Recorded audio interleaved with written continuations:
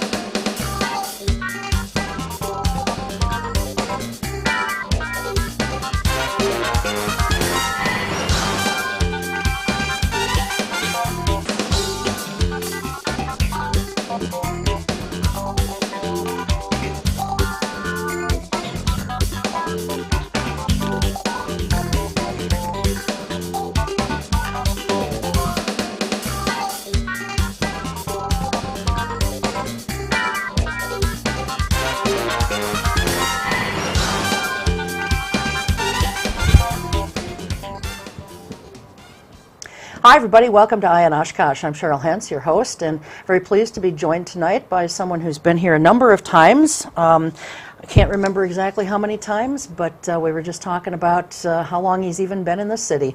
But Ray Maurer, the City Parks Director here in the City of Oshkosh, is our guest tonight. And it's hard to believe that you have been in your position for almost 8 years. 8 years, Cheryl. Yeah, it's 2010. So. Yeah, but I think we have you on at least once a year, so so you've been on a number of times. You're no longer a newbie in any facet of your job, are you? That's correct. No. Well, I appreciate your coming in. We got so much to cover, and I hope that an hour is enough time. First and foremost, we want to talk about Lakeshore Golf Course, and you know, for anyone watching who's in the city, you know, there's a proposal that's being considered to sell part of the Lakeshore Golf Course property to Oshkosh Corp for its corporate headquarters.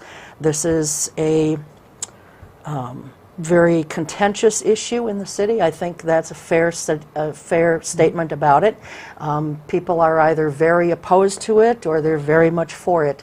Not a whole lot of gray area, and I'm one of the people who kind of falls in the gray area.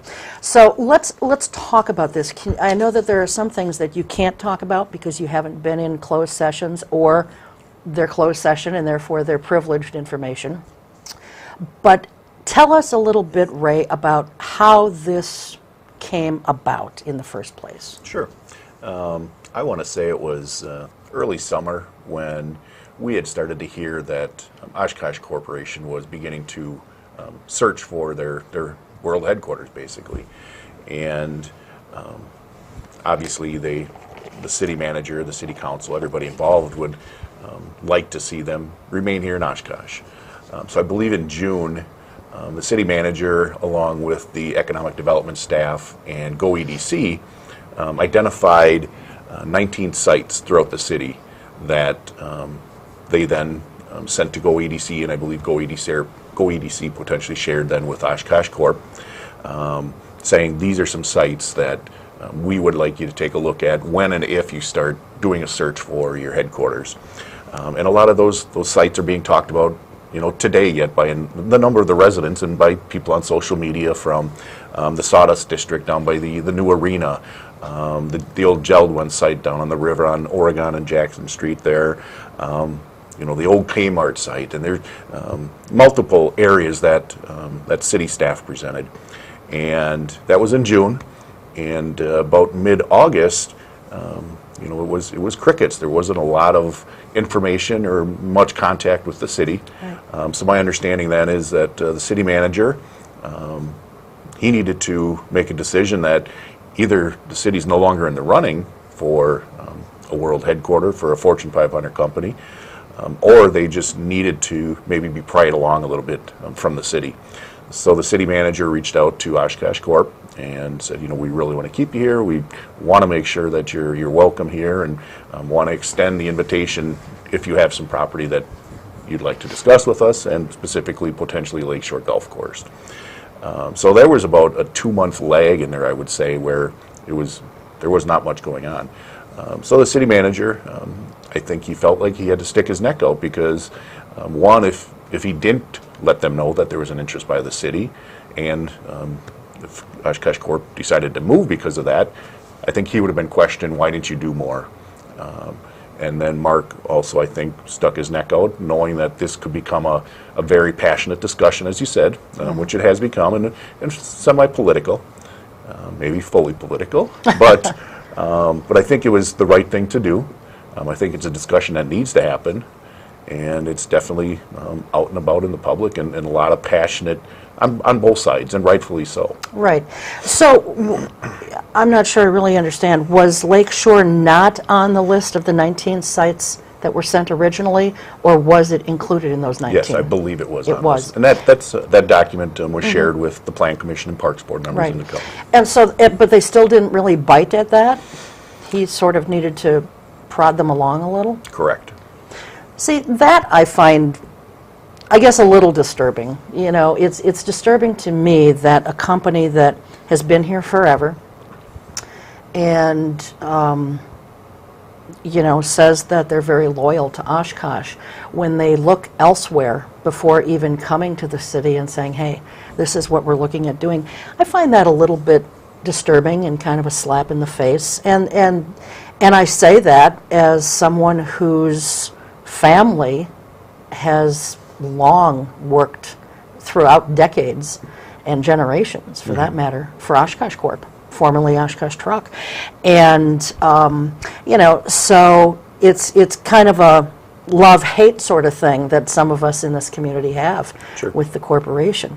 But, you know, you would think that they would look at their own community first. And you don't have to comment on that. I'm just making a statement. That's good. That's what I feel, and I think a lot of people feel that way, you know.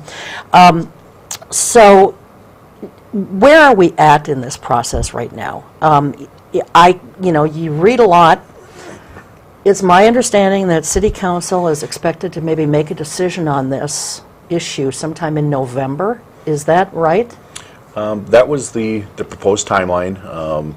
Our understanding is that Oshkosh Corp has a board meeting later in November, and that is when they hope to make their decision. So there's been discussions, closed sessions, discussions with the council and the city manager and some other city staff, and they are meeting with and discussing with Oshkosh Corp officials on probably some negotiations, I'm sure, are taking place, and then the council will continue to meet in closed session to get an update from the city manager, and ultimately the council will decide on a formal proposal to Oshkosh Corp, potentially for selling approximately 30 to 40 acres of the roughly 100-acre site at Lake Shore. And even though the city may put in a proposal, it's still Oshkosh Corp, their decision. As you probably heard, and they are probably looking elsewhere, maybe in the state, in the region, but also possibly out of state. So, you know, obviously the decision is in their hands. But that's our time frame that we're working towards, is that board meeting potentially being late in November. See, to me, that seems real soon. You know, because there's so many unanswered questions, and for purposes of this discussion, why Ray and I are talking about it is because even though it's a golf course and not a park per se in the true sense of the word, what you think of when you think of parks, it is still a park, and it does fall under the purview of the city parks department. So Ray's kind of the go-to guy on some of this stuff. So that's why we're talking about it. You know, we heard through media and social media that there were soil testings that were being done. Have those tests been done? I mean, do we even know that that land out there is buildable for such a structure that they want to put up? Yeah, shortly after the contact was made between the city manager and Oshkosh Corp in mid to about the third week of August, possibly, when they did say, yes, we potentially have an interest in the golf course, Mr. Roloff did order city staff to work with Oshkosh Corp officials to have soil testing, soil borings done on site. So we did coordinate that. Who paid for that? That was not a city expense. It was paid for by Oshkosh Corp. Okay. And so there was soil testing done. I think they had to do about, if I recall correctly, about 26 different sites boring holes basically out at the golf course. Small holes, they were about 6 inches in diameter. Some of those went down, I think it was about 15 feet in certain areas, but others went down, I believe, 25 or 50 feet. I don't recall which one. So some of them were very deep. So the soil borings took place. I believe that was completed, I want to say by the end of August potentially, or sometime in September. I don't have all the dates. So yes, that did take place. There was a wetland delineation done earlier this year, even before a lot of the formal discussions or the 19 sites were identified, to even know if we could have anything constructed or built at Lakeshore. Right. And that wetland delineation was done earlier this year, and I think it's about 10 or 11 acres of the site is wetlands. Obviously a golf course, so a lot of the ponds that are out there and some of the channels and ditches between those ponds are considered wetlands. So it's buildable, but there would be some possible wetland mitigation or some other things that would need to take place. Okay. When you say wetland mitigation, trying to do something then to make it something other than wetland? Yeah, if say a roadway had to go in, or one of the buildings or a parking lot, maybe if they were looking to put it in a wetland or near one, there would have to be a wetland, either more wetland onto that site or somewhere within the city. Some wetland would have to replace what was lost on the site. Does the DNR have any say in that at all, because it is wetland? Yes, correct. Okay. And have they voiced any opposition? Or, because generally speaking, they don't want you doing things with wetlands, you know? Yeah, we haven't gotten to that point because, again, we know what the delineation is. If we ultimately get to that point where that site is chosen, then we'll start getting more of the design and more of the potential roadways and see if what would be impacted, and then there would be those discussions and various permits through the DNR. So then, of course, the other concern is, you know, they want about a third of this property, basically. If it's 100 and some acres, or about 100 acres, they want 30 to 40 acres. They want 30 to 40%. What would the city anticipate doing with the balance of that land? Would it stay green space? A number of the public input meetings that we've had recently and the open houses, there were two concepts that were just generally put together. These are not master plans, any park master plan or anything, but it does get ideas generated by the community and the board members and the Common Council. One showed, as you stated, the majority being green space. And another option showed a little more commercial retail development on the western side, closer to I-41. I would say overwhelmingly, we're hearing from the community as well as elected officials that if this were to happen, they want to see the remainder in green space. They don't want to see additional development on the site. I think that's a smart decision, you know, because we have so much development along there already. Some seems to be way too much. Like you take a look at 9th Avenue, and I know you're not into the economic development end of things, but you go down by 9th Avenue in between 9th and 20th, especially right off of that 9th Street corridor. Oh my God, there's so much stuff that's being jammed in there. I look at that and I think, how much more can we possibly stick in this little area? And then you've got that old Kmart complex, and nothing's being done with that. But there's just all this other development that's there, whether it's being used or it's just sitting, languishing. So keeping something as green space, I think, is really probably the optimum way to go. One of the concerns that I've heard, and it's been stated by some other folks in the community, is the $800,000 that's still owed to the general fund. For people who don't know, the golf course, probably about, what was it, 2000, I think? Correct. 2001, something like that. That golf course was in very, very bad shape, and there were a lot of irrigation problems. I mean, you expect water hazards on a golf course, but not the kind of water that we had at that time. And a lot of money was spent to make it into a playable course where we didn't have those kinds of irrigation issues. $800,000 is still owed to the general fund for that. And so some people are thinking, well, you know, geez, should we really be selling the property when we still owe so much money on it? On the other hand, a sale of the property would help to pay that down or off completely, depending on what the city gets for it. What's the city's position on that? That'll be ultimately a decision by the Common Council as well. If this moves forward, if there is a potential sale, that's something that the Common Council will be making a final decision on. You're right, there's discussion that should that $800,000 come out of the proceeds and the remainder be used for developing that park space that's remaining, the 60 acres or whatever the number may be, and also trying to help with some of the other park deferred maintenance items that we have, whether it's at Rainbow Park or some of the other parks that we have master plans for. My gut feeling is the parks will see a lot of that money. It's just my feeling, and from what I'm seeing and hearing from the public, saying that we're gonna make sure this stays with the parks. Yeah. And I think that's the right thing to do. That'll again be the council's decision how they'd like to handle that $800,000. Okay. One of my concerns is that the city will not tell the public what that land is worth. Do you know how much it's worth, being a city employee? I do not, and I can speak for why we can't let that out right now, because obviously if we're just starting negotiations with Oshkosh Corp, that's a negotiation tool that the city needs to retain. I do not know, and I know that there was a records request done recently by the Northwestern, and there was an old document found from 2008 where the city assessor back then, for whatever reason, I wasn't here at the time, and city manager Roloff is not aware of why it was done, but apparently he looked at some various development that could take place on that golf course site, came up with a multitude of variables based on water frontage. If it was a portion of the water frontage was sold, it would be estimated a higher value. Commercial corporate along I-41 bringing in a different rate. So no, I do know that the city manager did ask for an assessment and an appraisal, and that's part of the the ongoing negotiations that are going on right now. So.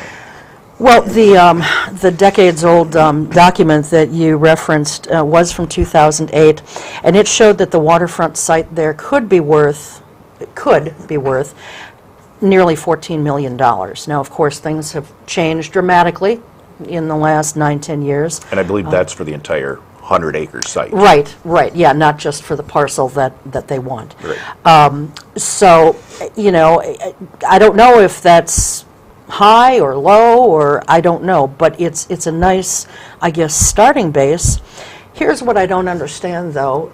I mean, the city is saying, and you just said it too, that, well, this is, we need to kind of hold this close to the vest because it's a negotiation thing. If someone's selling a house, if you're going to sell a house, people who are looking to buy it, they can look up the assessor's records and they can see what it's worth. They can request an appraisal and then know what it's worth also. And that can or may not, either way, be used as a leverage in negotiations. Why should this be any different? Especially since the city and the people in this city, technically who own the property, we want to make sure that we are getting, if it's going to be sold or a portion thereof being sold, we want to know that the city is not just giving the property, and I say give, they're not just going to give it away, but give it away for a small sum. My understanding is that before a final decision is made by the council, that information will be made public. Okay. But obviously the negotiations take place in closed session, behind closed doors, and if there's a deal reached ultimately, again, this is my understanding, that sometime mid-November-ish, that those details would be made public, is what I'm being understood Okay. to say. All right. And again, you look at that 2008 information that was put together, and that, by looking at that, you can see there could be an appraisal from one party and another from another party based on where you're looking on the property. Right. If you were talking waterfront being higher value, but if the city would like to retain that for bike path and riverwalk, that's no longer riverfront. If the Oshkosh Corp is building back further and we're still maintaining that access to the waterfront, so that would affect the appraisal as well. Sure. So yeah, lots of variables in there. The other thing is if they are going to be sold, this property, that they want. And when I say this property, I mean the property that they want, not the entire 100 acres. So if they're sold this, who is going to pay for the infrastructure? I mean, you need water lines run, you need roads put in, you need electrical for street lights and what have you. Lots of infrastructure, lots of millions of dollars. Who is going to pay for that? What has the discussion been thus far about that? That I have not been privy to. Okay. I believe that's probably part of the negotiation process that takes place, but I have not been a part of those discussions. Okay. So, am I understanding you correctly then that before this deal is done, before the council takes a vote on it, Ray, the citizens of this community are going to know what the property is actually worth, who's going to pay for the infrastructure and all that kind of stuff. They're going to, all the cards are going to be out on the table so that we, the people, can say, yeah, we like this deal, or no, we don't like this deal. That is my understanding, correct. Okay, okay, excellent. So, sometime in November, probably. Yeah, I would say probably mid-November, potentially at the, I think the council has a meeting on potentially the 14th is the second Tuesday. Second Tuesday of the month, Yeah. that sounds about right, yeah. That would be my guess, just knowing what the deadline was again by what the potential meeting is to choose their headquarters. And so when would you anticipate, or what have you understood to be a date when they would break ground? Our understanding, they would like to break ground in spring. Spring, okay. Spring of 2008. Okay, 18. Yeah. And now I'm going back to 2008. Oh, if we only could. I'm not so sure we want it. Well, Start of the recession again. Yeah, well, that's true. That was a bad time. Yeah. But there were good things about then, There was. that time period. So, anything else that you want to say about this particular issue, Lakeshore Golf Course, or anything that you think people need to know? I mean, there have been some meetings that have been held. What has the sentiment been? I know it's very controversial. I know it's very divisive. There's a gentleman out there who has garnered 600 and some signatures on a petition to save the golf course. What came up at these meetings? Well, we had our public input meeting for our CORP, which is our comprehensive outdoor recreation plan, back in I believe it was September 11th, early September, and I expected we'd see a lot of the golf members and people that supported the golf course at that meeting, and most of the feedback that came for our CORP, even though it wasn't focused on Lakeshore, was for the golf course. We maybe had 4 or 5 other people just show up to give us general comments about the park system overall. But those were mainly the comments we received afterwards was, we need to make sure that we retain the golf course. So that was the information that we, at that public input meeting. And then we had a joint plan commission advisory park board meeting, I can't think of the date, 3 weeks ago-ish or so. And Sometime in September. yeah. And so at that meeting again, a number of the golf course supporters showed up. A number of people, I would say a few less people showed up, talking the importance of keeping Oshkosh Corp headquarters here, the impact it would have on the community, jobs, economic development. And we're hearing a lot of that now. I think a lot more of the supporters for Oshkosh Corp staying here are really starting to get involved. The council meeting last Tuesday, a gentleman came up and said that he knows there's 147 businesses here in Oshkosh that are either suppliers or some kind of relationship with Oshkosh Corp. So if you take a look at those numbers and the number of jobs that's supported, so it's really starting to, I think, balance out at this point. And for me, I guess it's a passionate discussion for everybody, and I think we just need to all remember that whatever happens, we have to live together. We need to move forward from whatever decision is made and be respectful. Yeah, that is true. Businesses that you know, sell product or what have you to Oshkosh Corp. You know, let's be clear though, for viewers, whether they're watching this on cable access or on YouTube, we're not talking about the entire corporation of Oshkosh Corp leaving. We're just talking about the corporate structure. That's the only thing that would be leaving. The manufacturing facility or facilities, because they have places all over the city, they would be remaining intact. And so I suspect that those 147 businesses, many of them would still be selling product and or services to Oshkosh Corp. You know, this discussion was had many years ago. A similar discussion was had when Kimberly Clark was looking at leaving the Neenah Menasha area. Not the whole corporation, but the corporate headquarters. And they ended up going to just outside of Dallas, Texas, I think. Neenah Menasha are still functioning just fine, and the cities didn't roll up their sidewalks, and people didn't, you know, become in this huge rut financially or economically. I don't say that because I want Oshkosh Corp to leave. I'm just making a point that things happen, and it didn't necessarily spell the end of the world for Neenah Menasha. And the company is still there. It's still churning out good product, and people are still gainfully employed. So I just want people to understand, we're not talking about the entire company leaving, just the corporate headquarters. How many people are employed in the corporate headquarters? Do you know offhand?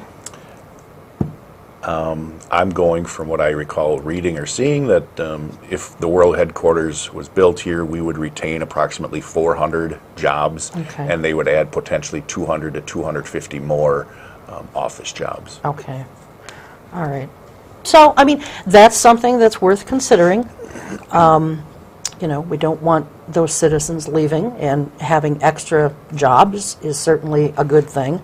But so many things to consider as part of the mix. You can't just make a decision based on one thing or another. And the point that you and I were talking about before we actually started taping is, you know, I think some people in the community feel that if people are opposed to selling the golf course, a portion thereof, then they're anti-economic development or they're anti-Oshkosh Corp.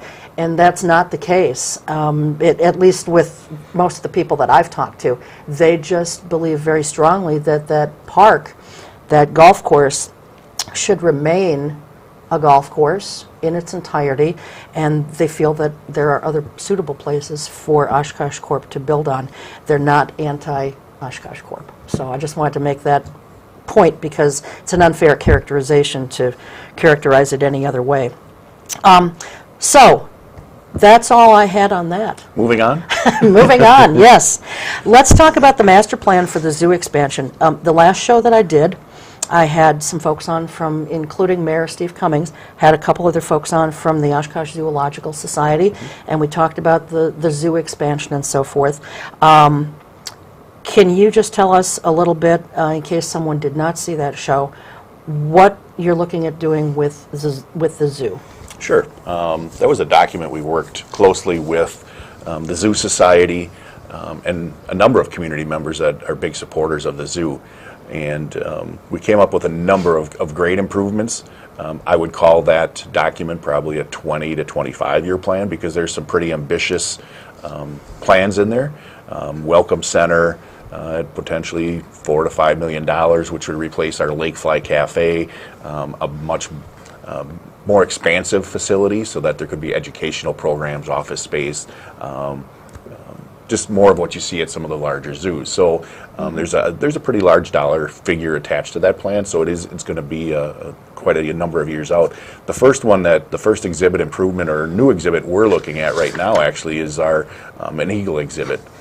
We have been working with the Zoo Society as well as the Community Foundation to try to raise funds for an eagle exhibit. And we actually have the design of that exhibit completed. We've got the bid specs ready to go. We're just working on raising the final dollars. How much is needed? Total project dollar is $150,000. And out of our zoo operating budget, out of our exhibit budget basically, the city has committed $75,000 towards this project. So half. Correct. So we are working with the Community Foundation to try to raise the additional $75,000. We are receiving gifts or pledges from a number of individuals. I would say we're probably about $30,000 to $40,000 needed for that. Our hope is we can maybe get that fundraising done this winter. I would like to see the exhibit being constructed next spring, or if we need to wait to not interrupt the zoo season, at least get it moving next fall. So that's the next exhibit that we have on the docket ready to go. But there's other improvements that we'd like to see down there.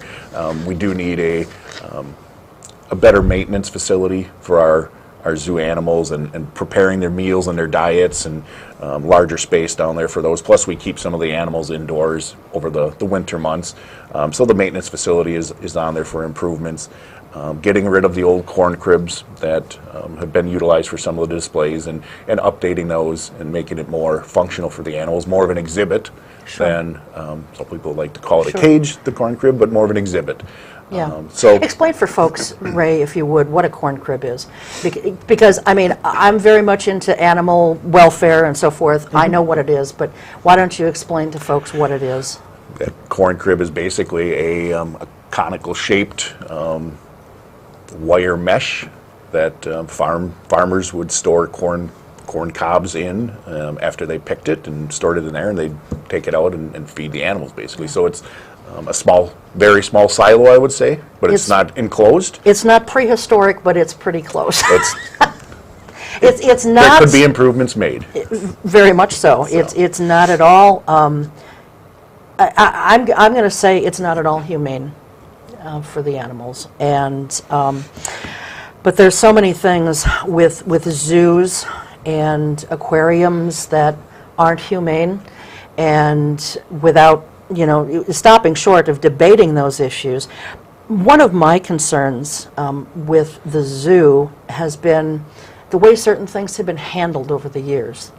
And when I talked with the zoological folks 2 weeks ago on the show, the sense that I got from them was that they don't have a whole lot to say about day-to-day operations of the zoo. Mm-hmm. Is that true? Yeah, their partnership with our department is more of working with us on educational programs, okay. Working with us on some fundraisers to help raise some money for future improvements. And also part of that, the fundraising is to help us, again, on the educational side, is signage on some of the exhibits to talk about whatever animal it is and the type of climates and so forth. Mm-hmm. So as far as the day-to-day operations, no, they don't get involved with that. They're more of our friends group, basically. Friends group, okay. And it's funny, because that's actually the kind of word that they used, mm-hmm. was a friends type group. Yeah, and very, very much appreciate their support. Sure, the last couple of years, they've really stepped it up and become a lot more active. Mm-hmm. And they've got a great cross-section of the community involved, and the mayor obviously is involved and a big supporter of the plan itself. One of the things that they had mentioned was, now we had a situation with Rebel, the wolf. How many years ago was that? Was that 4 or 5? No, it would have been about 2 or 3 years ago. Okay. Jeez. Time is flying, and I can't seem to keep up Slow one down. way or the other. It hasn't been 5. So it's real recent history. For folks who don't know, a gate was left open by a city employee, mm-hmm. Is that correct? And a young child got into what should have been an area that's off limits to the public. A wolf that was in there bit the child. Don't know how severely, but the child was bit nonetheless. The wolf was put down, and the wolf was put down before anyone at the Zoological Society knew about it happening. Mm-hmm. So why did that happen? Why were they not told? And why was the wolf put down when he was just doing what he is supposed to be doing? He's natural, correct. Yes. Actually, that's a great question, because we had to obviously notify the state health department about mm-hmm. the wolf incident, and we had to, I believe it was within 24 hours, we were given direction by the state that we had to have the animal euthanized, and we had to actually have his brain shipped over to Madison for testing for rabies and any other disease. And it wasn't an easy decision. It wasn't our decision. It was again, the state, and it's their protocol. And people need to understand that our staff work with these animals daily. It's like them having their cats and dogs and birds and ferrets. They just have some nicer exotic animals than what we might have at home. Right. So it was a very difficult decision for us, and our staff was traumatized by it. But that's protocol. We had to take that step. We tried to work with the state to say, we've been giving him vaccinations. He's been vaccinated all his life before he came to our zoo, and they would not budge because that is their protocol, basically. So is this something, Ray, then, where state law perhaps needs to be changed to be a little bit more animal welfare friendly, if you will? Because a similar situation, not exactly the same, but a similar situation happened out in, I don't remember if it was Wyoming or Utah, somewhere out west. And that wolf was quarantined for a while to see if it did, in fact, develop rabies. And it just seems like that would have been a much better alternative in this case. I understand you're saying that the state sort of tied your hands, but do we make these changes at the state level then? I think we would love to have that discussion. As I said, this animal was captive all its life, had been vaccinated all its life. We continue that when he was transferred here, and so it was something where we had no other decision to make. But I would say yes, as part of that, we could provide the records. We can show, just like your dog or any other dog that has been vaccinated all its life. Like you said, quarantine it to see if it has any, and exhibits any type of sign. Right. And so, yeah, I think that's a great idea. Yeah. What precautions, what steps were put in place? I'm not talking disciplinary-wise, but because you couldn't talk about that anyway, I'm sure. But what steps have been put in place to ensure that something like that does not happen again? We thoroughly went through a retraining with our staff. We put additional signage up, not only at this gate where, again, the gate shouldn't have been open, but more gates throughout the facility saying stay out, not for public. Put them on the backside for our staff. Lock this gate when you leave. Checklist of things to do each morning, each night. These are the things you need to be checking off. So pretty much a refresher, but then also more signage, and then we put up an additional fence outside of the fence or the gate that was left open. So there's actually a two-level sense of security now. Okay. So. Well, and I think, it was a tragic situation. The little boy turned out to be fine, as fine as you can be after you're bitten by an animal. But I think that parents also, not pointing the finger right at them, but parents in general, we see it all the time where kids, they get into gorilla exhibits and they do this and they do that. Parents need to take some responsibility for their children and keep them where they can grab onto them or keep them attached to them, depending on their age, something. But parents have got to take responsibility for their children to a certain degree, because here an innocent wolf lost its life, and it was just completely unnecessary. It was. I agree with you completely.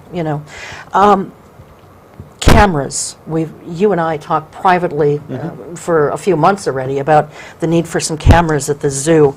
I was kind of surprised to learn that you don't have more cameras at the zoo than what you have. What's the status of getting more cameras at the zoo to better protect the animals and people, I guess, in general, and just park property? Well, getting away from the zoo just a little bit, we are working more with security cameras in our park facilities, restrooms, shelters, just due to the vandalism. But specifically at the zoo, some of the issue we have there is not having adequate power or infrastructure in the facility itself. So that's one hurdle, but that's not something we can't get over with a little bit of a cost. We actually just had a meeting with a young man who wants to do an Eagle Scout project, who is looking at having cameras put up around the wolf exhibit, which would, one, give us some some security, but also give the public an opportunity to look at a monitor to see if the wolves are in the den or if they're somewhere that they normally can't be seen. So we're looking at it that way, and I believe we're also going to be talking to the Zoo Society to see if this is something they can get behind and try to help us and support and do some fundraising efforts as well. Because you're right, it's security for the animals, but it's also security for us and the public to make sure that if something does happen, we know exactly what happened. So. Exactly, and I'll take it one step further, Ray. You could then put some of those cameras, those live cams, you could put it on the city's website. And people could look at the denning behaviors of wolves or bears or whatever. They could see these different animals anytime, day or night. You must have talked to the Zoo Society about that as well, because if not, I don't know that I did, actually. Okay, that is one thing that they are looking into as well. And again, we work closely with them, and so if we can get it to be multi or tri-purpose, if you'd like, I think that's a great idea. I could really get behind cameras because I want the animals to be safe. I don't want a structure, any zoo structure that my tax dollars have helped to pay for, vandalized by whomever. It's a beautiful park. It's a nice zoo from some standpoints. There's always improvements that could be made. And you just don't want it being abused, misused, and vandalized. But speaking of making things better, I did talk to the Zoological Society folks about this. The AZA has an accreditation program. AZA, Association of Zoos and Aquariums, Correct. I think is what it stands for. I did remember that at one point, and I forgot tonight, but I kind of have the gist of it. They have an accreditation program, and I did talk to the folks about, wouldn't it be nice to actually be an accredited zoo? Because there aren't that many in the state of Wisconsin. Any hope for that? I think part of the issue with our chances of being accredited is the zoo is in a fairly compact area. And when you start looking at accreditation, there's a lot of considerations for the size of the exhibit and a lot of things that need to be considered. And I think if we did that and made the exhibits to the size that needed to be, we'd really cut down on the variety that we could have there. So I think the biggest thing that constricts us is the site and trying to expand it out of its current footprint. We may or may not get positive public reception to that. Yes. So I think the biggest thing is the site of it. Sure.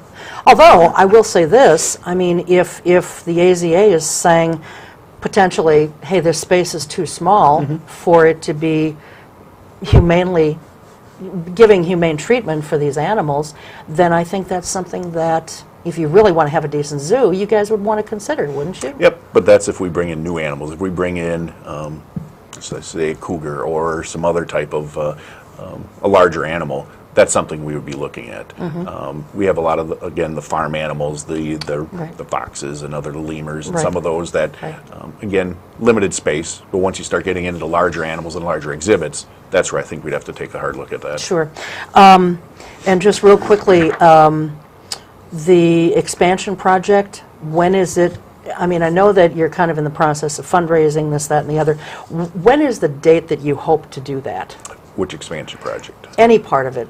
At the zoo? Yes. Well, the eagle exhibit is the first exhibit we're trying to tackle. Okay.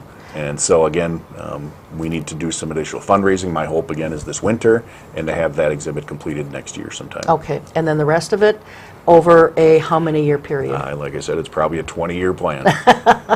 They showed something that was, I think, a little bit less than that. I thought it was like maybe 7 to 10 years. I wish I had that right in front of me, but it's pretty ambitious. It is. It's ambitious.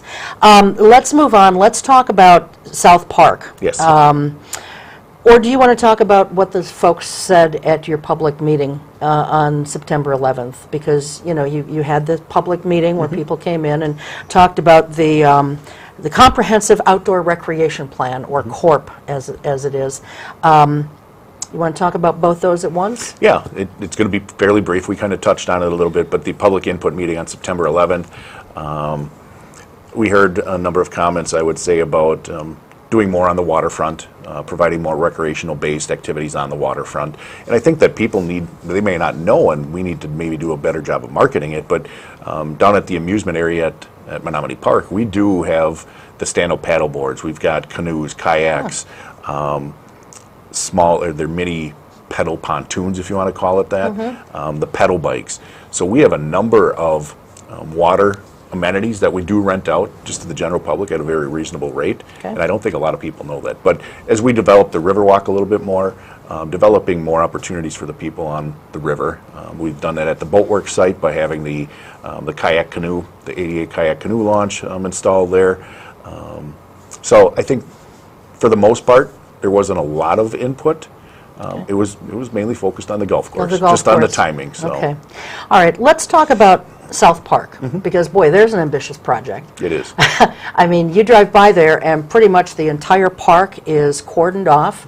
You can use one little corner of it, I think. About the northern third, probably, yes. Yeah, but I mean, for the most part, it is cordoned off, it is torn up, it looks like a war zone, but good things happening there. Tell folks what's going on there. Sure. This is a project that has been in the planning stage for a couple of years here. My department has worked with the stormwater utility staff members, and people that live there and residents a long time know that that's a premier flooding area. So when major floods took place, the park would be flooded, Ohio Street would flood over, backyards, basements. Big time. So the biggest driver for this work at South Park is to expand the lagoons, dredge them out, make them deeper, to help with some of that flooding, alleviate some of the flooding that takes place. So if we can make the couple of the ponds larger and deeper, it's going to hold more water. So that was the biggest driver of this project. But while we were doing it and taking a look at it with our stormwater utility staff, we looked at some of the park amenities, what we could do around the ponds to make it more recreational. So a lot of the paths that were in that area will be replaced as part of this project. There'll be new LED lighting that we'll be installing along the paths. There's a fishing or an overlook area that's going to come into be the westernmost lagoon, where people will be able to get out a little bit further into the lagoon and do some fishing. We're hoping that by making the ponds a little bit deeper, it may hold fish a little bit longer. We do currently work with the DNR to stock that pond with trout every spring. So maybe if it's deeper and a little bit larger, some of the fish, that'll provide a little more recreational opportunity for more than just a couple weeks when everybody's down there fishing them out, or we get a major storm and they're washed out of the ponds. Yeah. Trying to think if there's anything else as far as the recreational side of things, but the biggest driver was the stormwater management. And this is a year-long project. I don't think that people really understood that, or maybe they still don't, but this is a project that started in 2017, and it is not going to be completed until when in 2018? By Memorial Day is our goal to have major completion. So yes, it started, some of the earthwork started mid-July this year, so it's almost a year progress, or a year project. So our goal in trying to keep the contractor on schedule is, let's say, early June of next year. Okay, all right, excellent. Now let's get to some new playground installations. There's two different parks where new playground equipment is going in. Yep. One is Menominee Park, the other is Fugelberg. I can never say it. You caught yourself too. Fugelberg Park. Yes.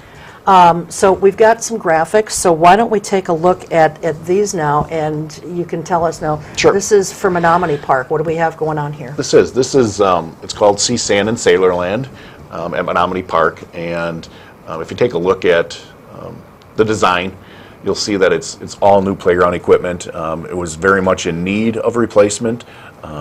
One, it was an old, a lot of timbers, a lot of weed issues, and just it wasn't very safe anymore, and a lot of the playground equipment was either damaged, we couldn't get replacement parts.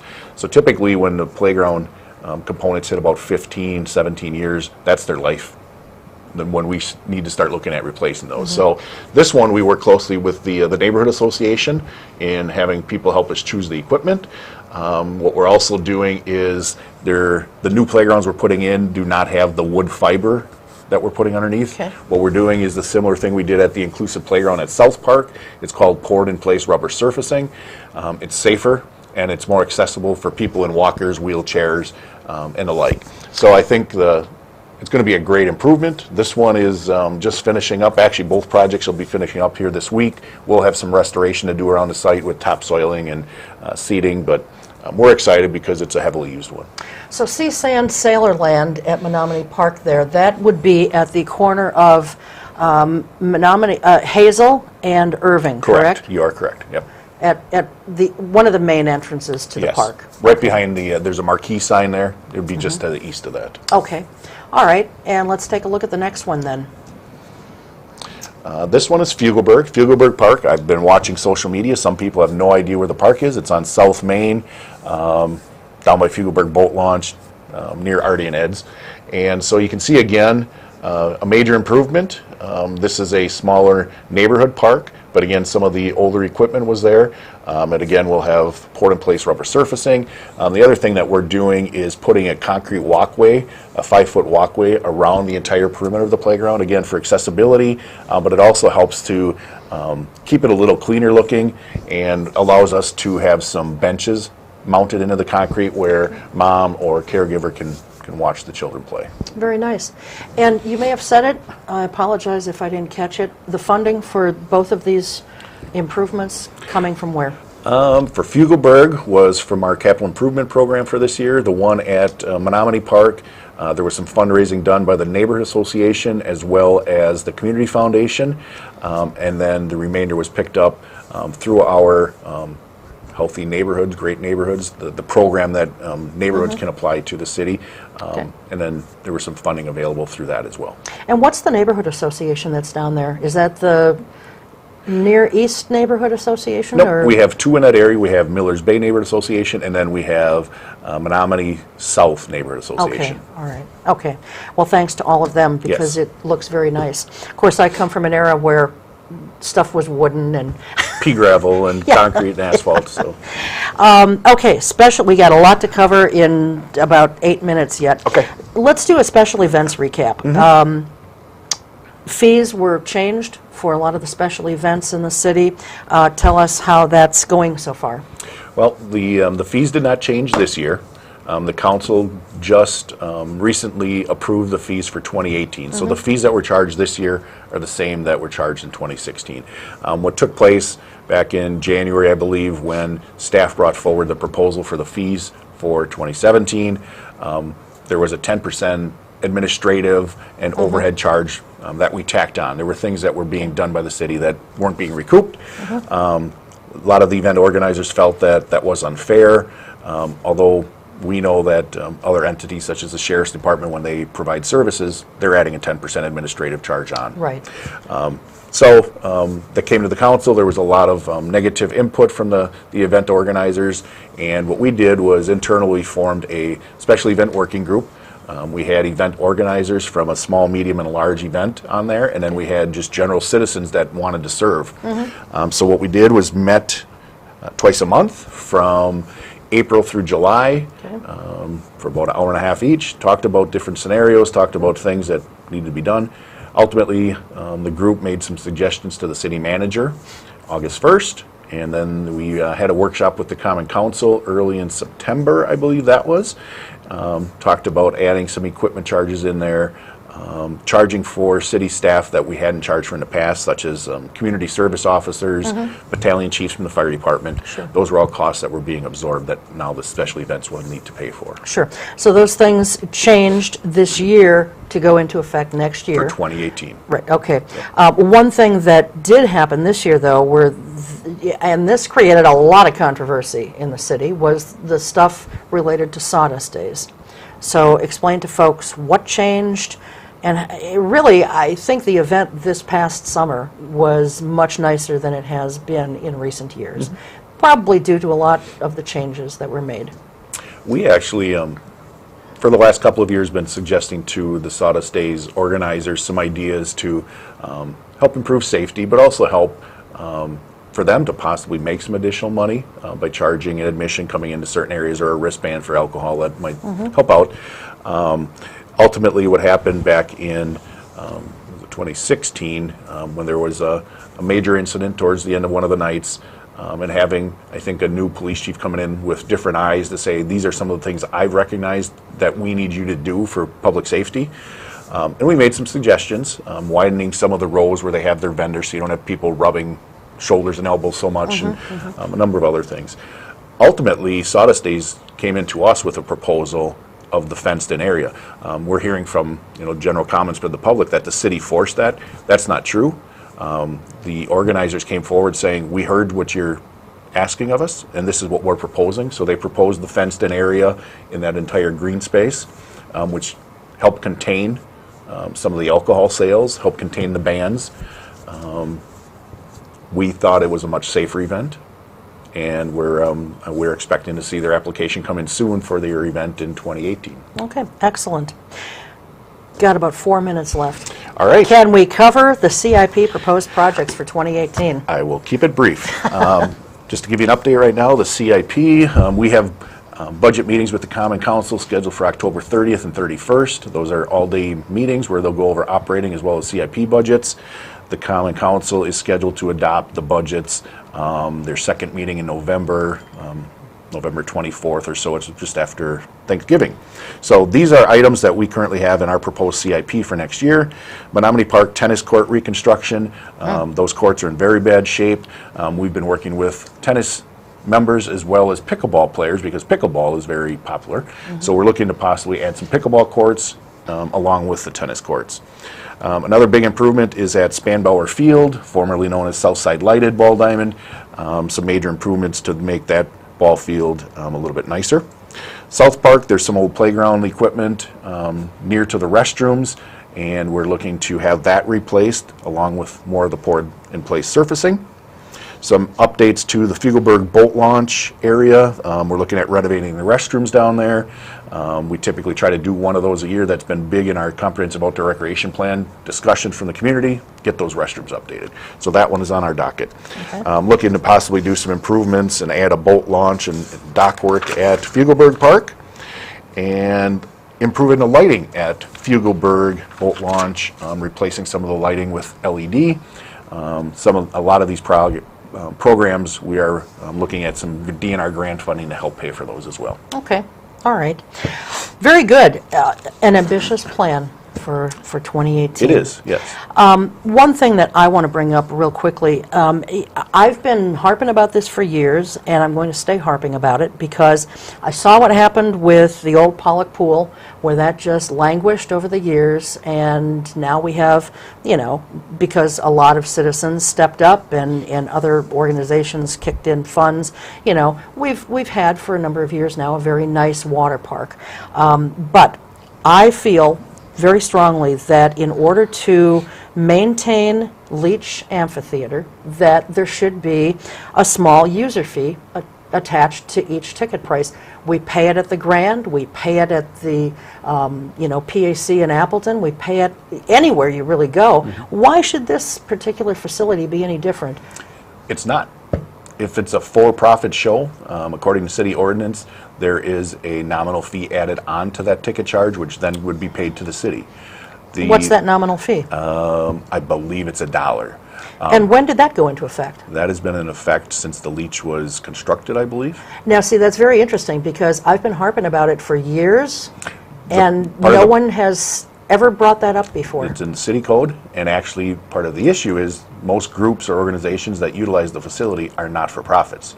So this is for a for-profit event. Right, okay. So that money goes into a special fund? It actually goes in, that's paid to the Community Foundation, I believe, which then holds an endowment for improvements to the Leach. Okay. So it is there. You're the there's first fine one hairs. who's ever said it. There are fine hairs, yeah. There's a little caveat there. There is. So, all right, good. We've covered an awful lot in an hour. I'm tired. I am too. But it's always nice to have you here, and we try and have you on at least once a year, and we will continue that. So thank you very much for coming. Thank you, Cheryl. Appreciate it. And thanks again. Thanks to you at home for joining us and for being part of this last hour, and thanks to the crew. And most of all, thanks to you, though. We'll see you next time. Until then, take good care. Keep your eye on us. We've got our eye on Oshkosh. Wow.